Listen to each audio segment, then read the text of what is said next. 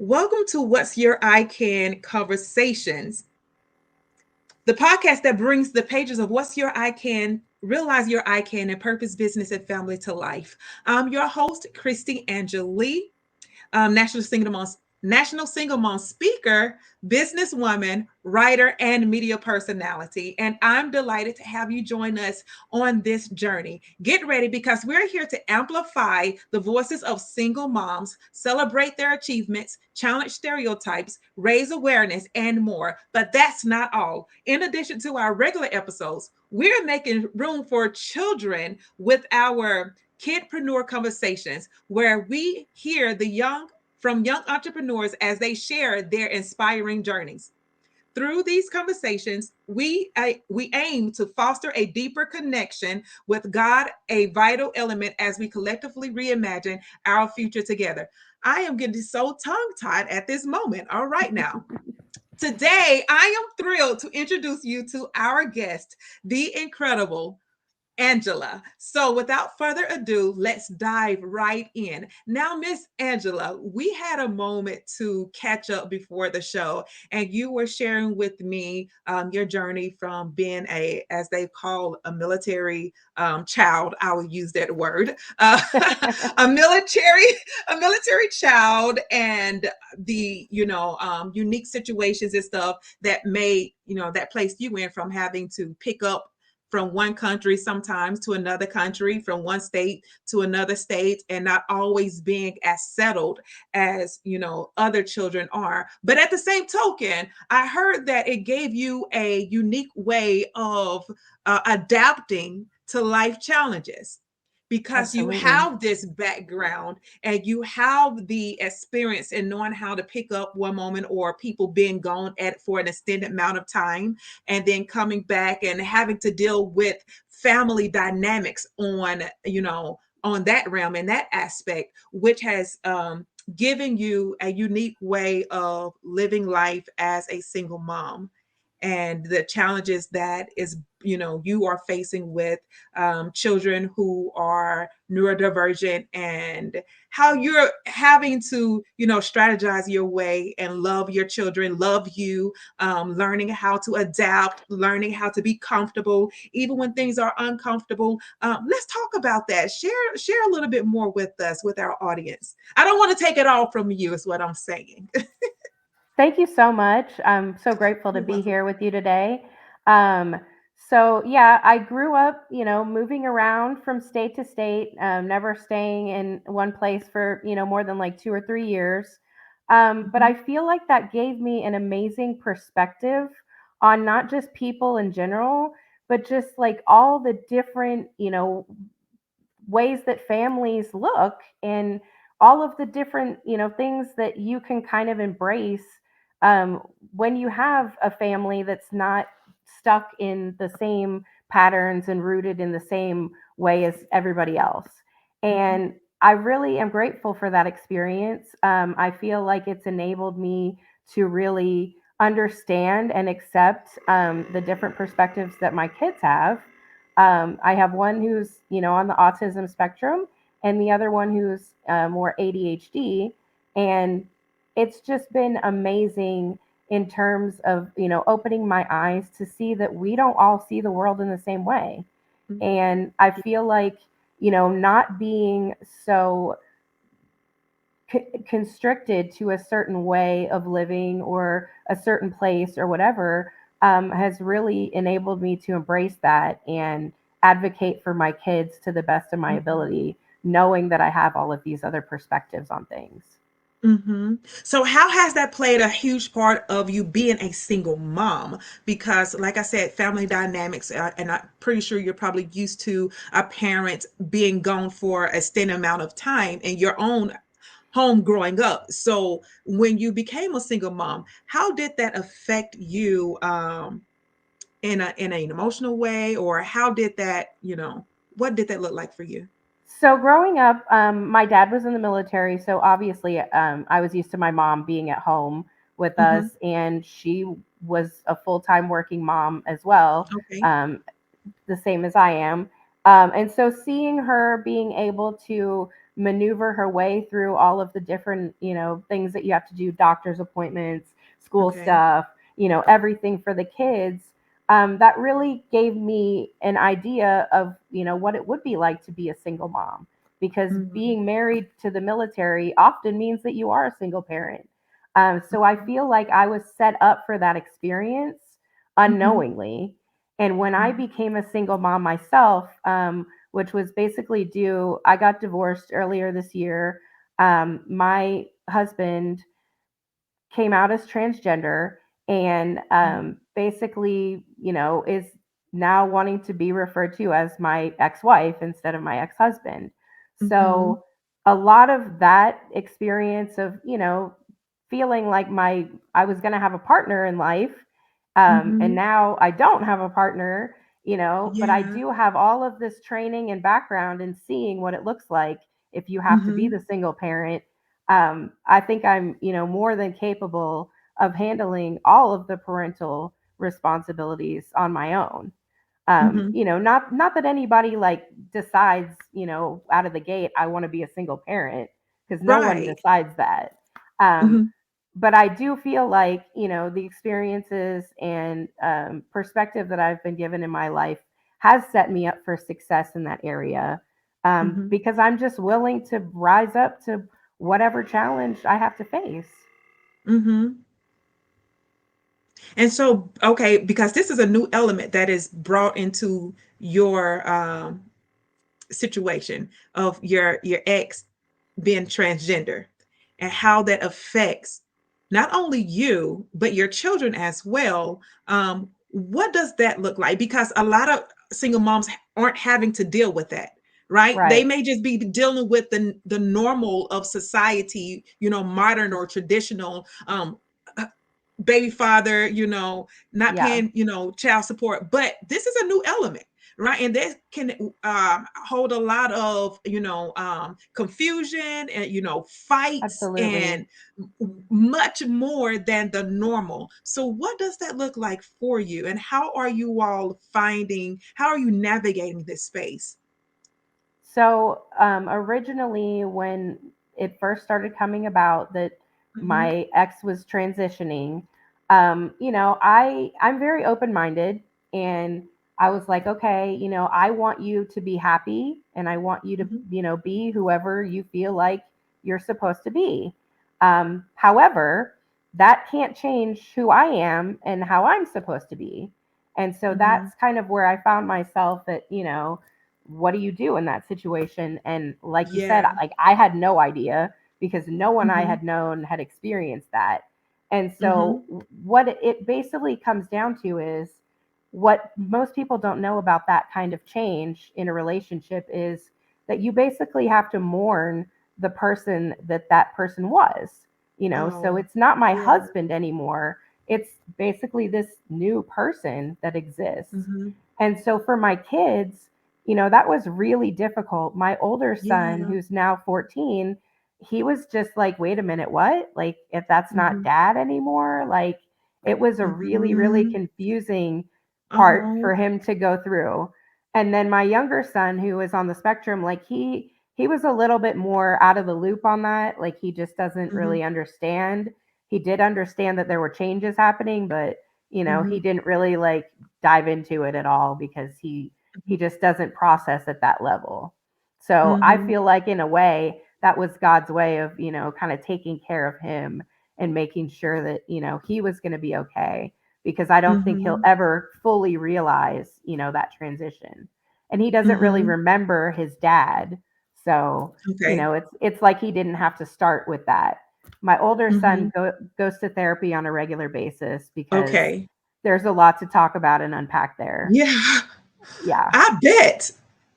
Because you have children, okay, who are long, don't have their father in their life, or they have their sometime father. But now you have, in your case, a total, transition on top of being divorced. Now you're throwing in something else, because it's already hard enough, having to process, mommy and daddy's not being together anymore with right. children. It's hard for them to process that. But now you're adding this new element. into that. So I'm glad that you all are, taking the necessary um, strategies to navigate this situation. One, you said it's like mourning twice. One, because Yeah. they say when you're divorcing, it's like it's an end, it's a death or something. So now not only mourning a loss of a relationship, but also like you want to be your whole identity. My children are no longer going to have this father. They can say I have a father in my life. That makes, if that makes sense. I don't Oh, have this absolutely. person that I can call a father. And it's so, yeah, I'm praying for you all. Much, much, much prayers, because that's a totally new element that we have not talked about in the single mom circle. No one has heard in the single mom circle. And so thank you so much for sharing that with us. Do you have anything else to share in this space? I know this is new. This is a new thing for you. So It is for really those that may new. be It's a going lot. through something similar, like, yeah. So what are some of the things that you're learning right now as you are going through this transition with your ex? Not just a divorce, but this transgender transition, with your ex. Like, what are some things that you are learning about yourself, about, how, as you say, because you have experienced a lot of people, but this is something new for you. I feel like another, like, I've experienced this is in my home. This is something now, like Right. my life. Yeah, you can see it on TV and it's fine, but it's like this is my real life. Um Mhm. so I will say that, like, when I first started going through this challenge, a lot of the people around me were just like, explain this to me, like what's happening, because most Mm, people just don't understand. And mhm, it's not that I'm not against anybody being their true selves. mhm, Obviously you do you. But I am of the camp where you really need to think about, like, if I transition and I do these things, how many people around me are going to be affected by it? And I mean, I mhm, think obviously a lot of people, stay hidden, stay in the closet, stay unhappy because they're not willing to be their true selves, because they're going to, miss mm, out or lose people around them because of making those announcements. And mhm, so, I didn't want my ex to feel that way. However, I also didn't see myself ever being in that position. Like, there's mhm. nothing that really prepares you for just one day your spouse, telling you that everything that you built together for the last 15 years was Oh, wow. essentially kind of a lie, Yeah. because, they weren't really being truthful with themselves. Mhm, I mean, I don't think it's really that much different than, someone cheating on their spouse or having some extramarital affairs or whatever. Like, you're not being mhm, truthful to some aspect of yourself, and that's going to cause a rift, in your relationship with other people. But mhm, what I would say to other people who are in the same boat is, what you really need to think about is not so much, the contract of the marriage, the union, but you need to think about, like, what is right for me? What is right for me mhm, as a person? What has God put me on this earth to be, to do, to accomplish? Like, what is it about me? And so that it really forced me to take better care of myself, to go mhm, inward and, really figure out, like, what's important to me in my life, because a mhm, lot of it had been given to another person, to mhm. make our marriage work and, Yeah. be stable and healthy and everything else. But at the end of the day, when you find out that that person's not being truthful with you, you really need to start asking yourself those questions, like, am I being truthful with myself? What do Mhm, I want? And so for mhm, me, because I know that some couples do end up staying together after that, and I understand that. But I also see the fact that, like, sometimes, you have these positions or, situations that are put in your life for a reason. And so that, makes you want to dig in and really figure out, like, what do I need to do? Like, what is it, what do I need to do as a person? Like, who am Mhm. I? And Mhm. so it really forced me to do that. And what I came to the conclusion of was, I'm strong enough to be whatever I want. Like, Mhm. I don't need someone else to support me. You know, I Mhm. completely support me and my kids without any help from their father. Mhm. And I have for a long time. And so it really just made me more conscious of like how much care I was taking for myself. Mhm. And I've just really been on this relentless pursuit of self care pretty much Mhm. ever since. I've tried a whole bunch of different kinds of therapy Mhm. because I love talking to people, but I just naturally talk all the Yeah. time anyway. And I have a lot of training in psychology. I actually majored in it originally before I Okay. decided to pursue. I'm actually trained as a paralegal, and I've been in Mhm. commercial real estate for 15 years. So, and I really understand the whole organization aspects of everything. But working on myself, I learned how to ask myself questions about, what do you Mhm. like? What do you really want to do? And so some of the therapies that I've tried are like flotation therapy, where you Mhm. basically go in a tank and you just float by yourself for an hour. And I will tell you, as a single mom, that is like the best thing, because you are not expected to take care of anyone else's needs but yourself. And Mhm. for me, that was a really valuable lesson to learn, because I was Mhm. so used to just taking care of everyone else and then, worrying about myself last. And so just Right. booking that time to go and do that for myself was like life changing. And I've tried all kinds of different other things too. I do massage, I do Reiki, I have tried walking on fire. I Wait do. a whole minute. You can't just say stuff like that and just, like a drive by. You can't just drop that off and not like that's TV stuff, right? That's like, I see that on TV, walking on fire. You can do it. Okay, tell me, okay, like what type of, I need to be inside your brain on that one. Help us be like, So, tell us about and that. your brain, I mean, the more that I've learned about the brain, the more that I'm just like so fascinated. And it's not just, being able to help my kids now because their brains work differently, but also Mhm. trying to rewire my own.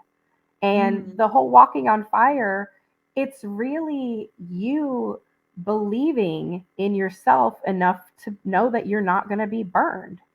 And I mean, I walked across hot coals, and yes, it does kiss you a little bit here and there, but the spots that you get kissed in are only the parts that you're still holding fear.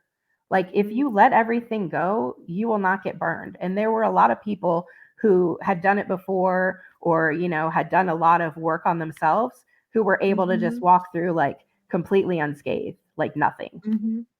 It was really amazing. But it was Just definitely blew my something to mind. remember. Right. Wow. Wow. Like I said, I see that on TV.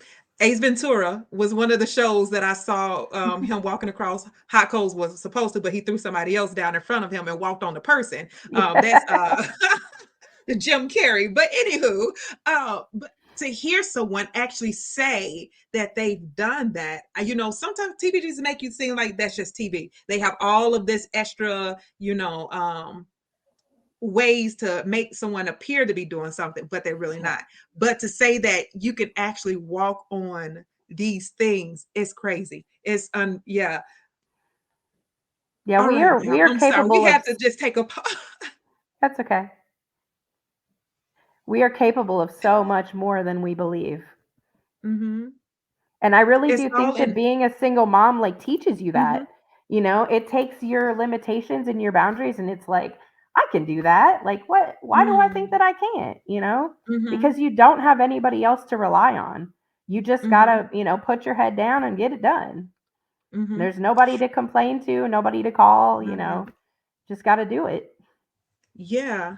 And I think a lot of times, and I share this a lot of times that single moms feel like they can't do it is because what they're hearing people say, that it's Yeah. too hard to do this. Or you need someone in your life to help you with these kids, with these children, who's paying your bills for you. So all of this talk we will cause a single mom to feel as if she's not capable of being in this space by herself and creating a life of abundance. And so, what we're saying on today is that you are capable of creating a life of abundance on your own. You don't have to Absolutely. rely on on the government assistance. We talked. I shared in an interview before a young lady that she doesn't get child support and she's supporting her children. So you don't have to rely on these things on what people say. Oh, you need child support. You got to have these things in order. Well, how you're going to take care of your children. You are capable of taking care of your children. You are capable when you God put so many gifts and talents within us. He didn't take them away once we became a single mom. No. That's not, If you're anything, it's more illuminated. It's like I feel exactly like it enhances. shines the light on what you're actually gifted at. And Exactly. it's a lot more things than you think, you know? Yeah.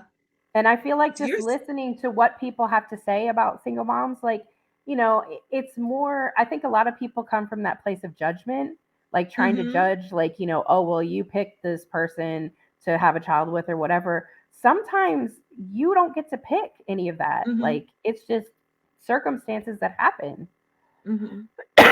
And you have to just navigate through it. You don't have a choice. So it's not Exactly. it's not anything to judge. Right. Because you have so many. And I like that we're sharing this because we have so many women who are single moms because of other, as we stated, other reasons. They've been raped, or Yeah. whatever the case may be, even if the person is still alive, or a person whose spouse has died. So you can't say automatically, oh, you pick that person or A, B, and C, because you don't know the situation surrounding that. So breaking stereotypes and stigmas, and all the way that, as you said, people judge someone else just because of their what they've heard. We grew up in a society where being a single mom was shunned.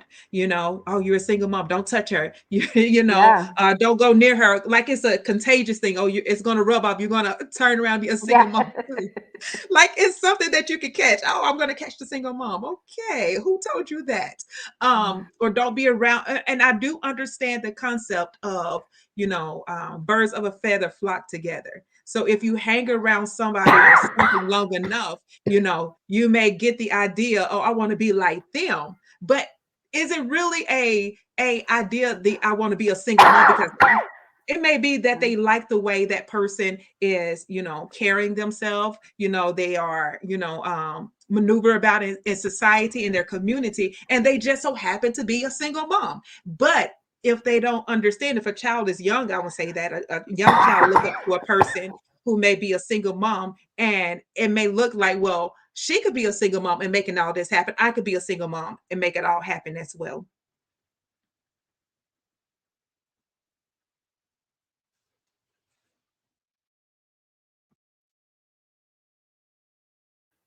Sorry about You that. okay? No, no, no, Yeah. you're fine.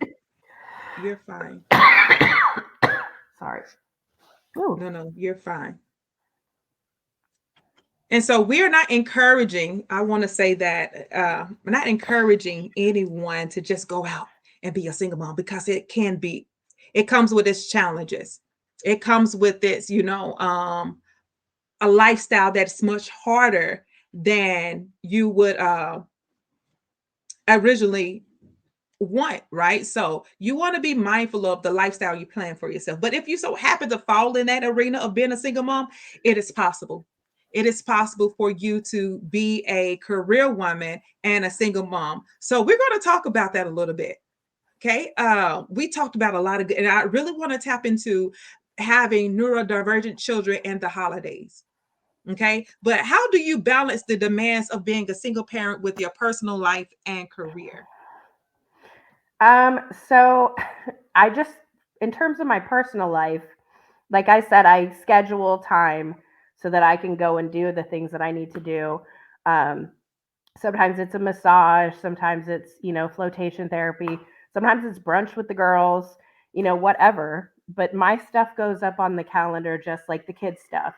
We're all equal in that. And sometimes it's a challenge to find someone, to watch my kids or do whatever I need to do. But just it's important. So you have to schedule it. And then in terms of the holidays, I don't have family here. And so sometimes, we do try to travel to see family, for the holidays. But not usually because my family is kind of spread out all over the place. And so a lot of times what we'll do is we'll just find, we'll go see Santa Claus, but it might be like a sensory friendly experience. Because my youngest, like I said, he's on the spectrum, but he's like the opposite of what you would consider when you think about someone who's autistic. Because a lot of kids who are autistic, they might wear headphones and they Mm-hmm. might be really sensitive to noise and sound and stuff like that. My son is actually sensory seeking, so he's like the opposite. So he's looking for like loud noises Wow. and bright Okay. lights and stuff like that.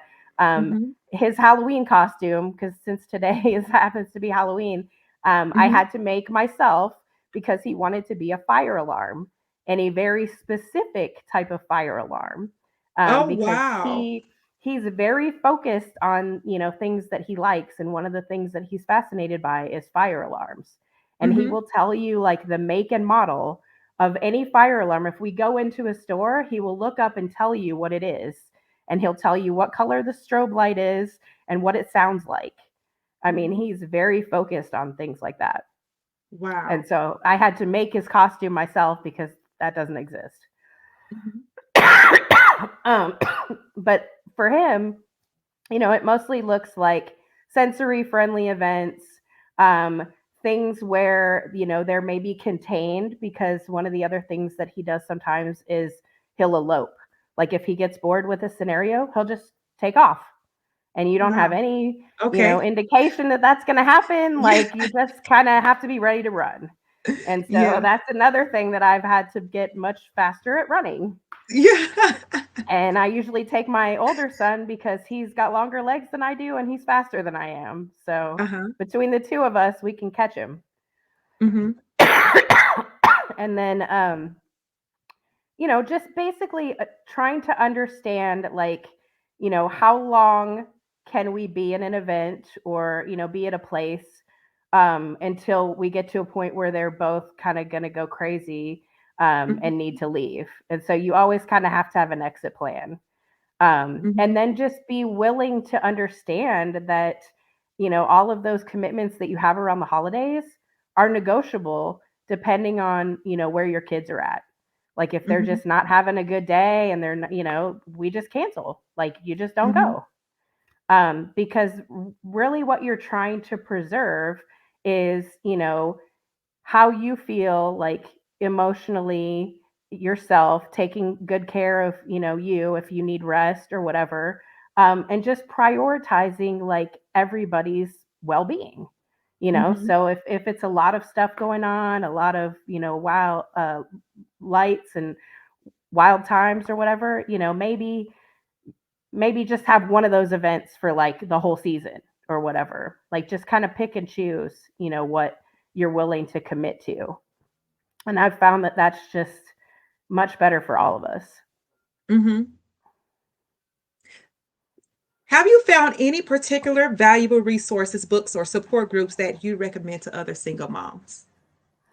Yes, I would definitely recommend. So, Any Baby Can is a local Okay. nonprofit, and they help out a lot of parents, not even just single moms, but parents who need parenting classes. Okay. They offer, if your child has medical issues, they offer help with that. They have lots of training that's available. They offer therapies and stuff depending on whatever your child's needs are. And most of that is at little to no cost. So it's Mm-hmm. really helpful for moms who can't afford to pay to go to all these therapies or what have you. Like any Mm-hmm. baby can will help you out and make sure that your family is growing and thriving and doing all the things that it needs to regardless of what it looks like. Mm-hmm. um, the other one that I can tell you, I actually was on the phone with one of the social workers from there today, is Vela Families. And it's Okay. also a local nonprofit group. And basically, they focus on children who have different abilities. And, it could be complex medical conditions, it could be kids on the spectrum, what have you. But they offer assistance in helping you advocate for your child at school, finding extracurricular things for them to do, helping you figure out how to transition them from, middle school to high school to afterwards. Mm-hmm. And they offer a bunch of classes, and I've taken all their classes. And I was telling the social worker today, actually, the best class that I feel like they offered was a caregiver wellness class. And that's where I feel like I learned the most, where we would sit down and go through, different scenarios of how you can take better care of yourself. Because as a Wow. single mom, like nobody's, watching you to make sure that you're okay. Like Yeah. nobody's gonna, call you and check in on you like, hey, do you need, Mm. a coffee? Do you need lunch? Like, Mm-hmm. nobody's checking on you basically. Right. And so you learning how to check on yourself is super important when you're a single mom. And so I definitely recommend both of those organizations. I've also found that there's a couple groups on Facebook. If you can find a Facebook group of single moms, that is Mm-hmm. like the most helpful group of ladies like I've ever encountered. And people will need money for groceries, they'll need a ride, they'll need a play date for their kid, whatever. Like every mom on there is just super helpful and trying to help one another just navigate life, because we all know what it's like, Yeah. and you don't want to feel like you're alone, and you're actually not. You just have to Mm-hmm. be able to reach out to other people and be a little bit vulnerable and Mm-hmm. share a little bit about yourself. And just it's amazing how much people will kind of open up and gravitate to you and help you get what you need. I absolutely love what you have shared on this day. And I hope that the listeners, y'all are taking notes, that you guys are looking up these different groups and that you're looking, plugging into your community, wherever you are, whatever city, whatever state, whatever country you may be in, and seeing what's available to you. A closed mouth does not get fed. So you got to be bold enough. You got to have the courage and resiliency in order for you to move forward in life. Angela is a wonderful testimony of that, with the transition she's having to go through right now, the navigation, and how she has plugged into her community, found what's work, having a mindset. Sometimes your background can play a lot on your future and how you navigate different areas of your life. So look in your background, take a look into your childhood, and what wisdoms and what gems that was left behind you then, so you will know how to plug them in now. So thank you so much again, Angela, for joining us on today. Thank you so much, listeners, for joining us today on What's Your I Can Conversations. We hope you found this episode insightful and engaging. If you enjoyed what you heard, please consider subscribing to our podcast and leaving us a review. Your feedback means the world to us and helps others discover our show. Don't forget to visit my website, linktree/Kristy Angelee, for more resources and to stay updated on our latest episodes. Make sure you have clicked that notification bell. And as always, if you have a topic you like us to explore or a guest you like to hear from, feel free to reach out to us on social media or by leaving a comment below. Until next time, remember that you are more than capable. Take care and stay tuned for more every Friday. And also, just another plug in, if you're looking for a Facebook group, feel free to join my Elite Empowerment Single Mom Hub Facebook group. Just go on, of course, Facebook, research Elite Single Mom Empowerment Hub, and join. It is a private Facebook community with elite single moms who are making it happen. Until next time, stay tuned for more every Friday.